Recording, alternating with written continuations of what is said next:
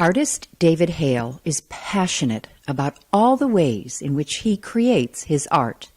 David's perspective on his artistic talent is humble and unique, as he takes no pride in his work, but rather appreciates it fully for the sense of purpose it gives and the love it allows him to share. You have revolutionized your tattooing business to a place where it serves others, but it also serves you and what you need it to be, and also what you can manage it to be. Yeah. Where do you anticipate it going from here? Or do you not? Do you just let it evolve? Yeah, I mean, it's like I anticipate the next step continually. Okay, what am I doing like next month? What am I pushing towards, you know? So what are you pushing towards? I'm doing an art show next summer, and I'm working on this series, this Beloved Land series. So the Beloved Land I started in November is I'm drawing all of my inspiration from what the Creek Indians on this land called their beloved land. It's the watersheds of the forks of the Coney River, which is where we live, which is where Athens is. And so all of my tattoo designs, and I'm making original drawings from all of those pieces and prints from all of the designs. And all of my illustrations, everything's being sourced from that area, from the watersheds. Wow, that's a big commitment. Okay. Yeah, I mean, I think this one might be a lifetime commitment, though. It very well. Maybe I'll do some things outside of this, but it's very well, this might not be a year and a half. This might be what I do until I die. All these designs on this wall, I mean, it goes, I don't know what the span of this wall is. Yeah, I think it's 20 feet long. 20 feet long and higher than, well, if you got on my shoulders, we might make the top of it. But are these all tattoo designs, or are they just general designs? These are all tattoo designs. Do you know the time frame, or is it just whenever? It's mostly within primarily the past 3 years. So since you kind of reformatted how you do this, what started this wall? I had a small area in the back of the studio where I had them taped up, and I started running out of space. And it was like kind of one of those things, like, I wonder if I could tape these things on the brick wall. And it turns out that, you know, luckily the tape will stick enough to the wall. And I like it how it pulls them in a little bit, you know, like they're not, you know, so as intense as if they were on a white wall. And then I just started covering it. It's funny because right now the pieces I'm working on are like on watercolor paper and everything. So they're not on tracing paper. So the most current work isn't going on this wall because it's going to be part of the show that I have going on. But I always debate on going back to this. But part of the issue is right now I have to have a ladder to add any more design. So I'm debating on what I'm going to do next because it feels like it'd be a shame to take anything down.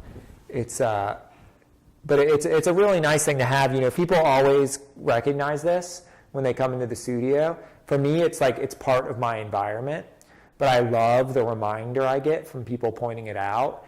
And it's very therapeutic and healthy for me to sometimes take some time to look at the wall and remember certain people who were here and everything. And I had recently this past Thanksgiving, my first client pass away.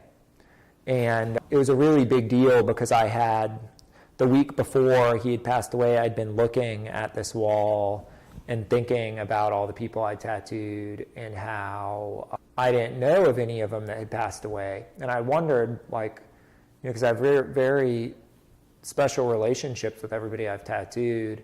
Every single one of these is a person that I care about. So you can look at every tattoo and maybe not by name, but picture the person that you tattooed it on. Yeah, and I know why they got that tattoo. Where's the tattoo of the person that passed?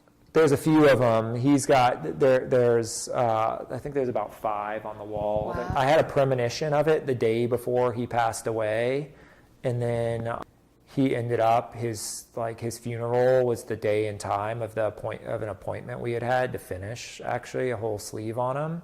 There was all kinds of parts of the experience.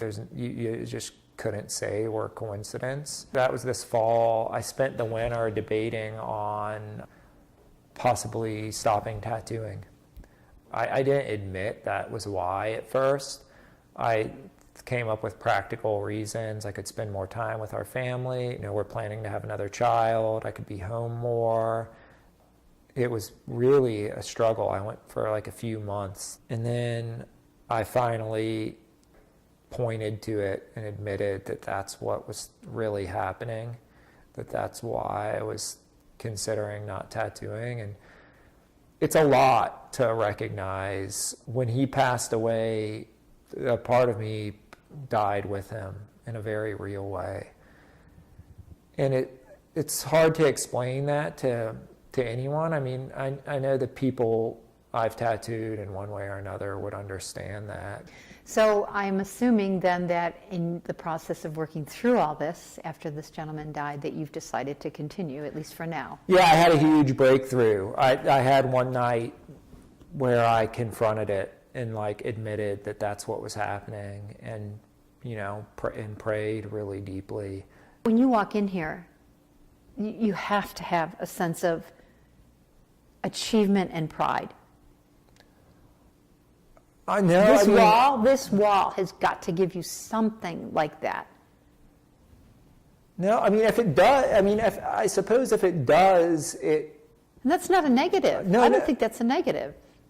I understand, but it doesn't do that for me. It gives me like a feeling of fulfillment and purpose, but I feel very little responsibility for it. If anything, I've just done what little I can with the gifts that I've been given. I sincerely don't feel like I can claim much, if any of it. And that's good, but it's extremely humbling. And that's what it's supposed to be. And that's the ongoing purpose of it. If it's not humbling me, if this wall does anything other than that, it's time for me to take the art off the wall. It's the same thing as any of the practice.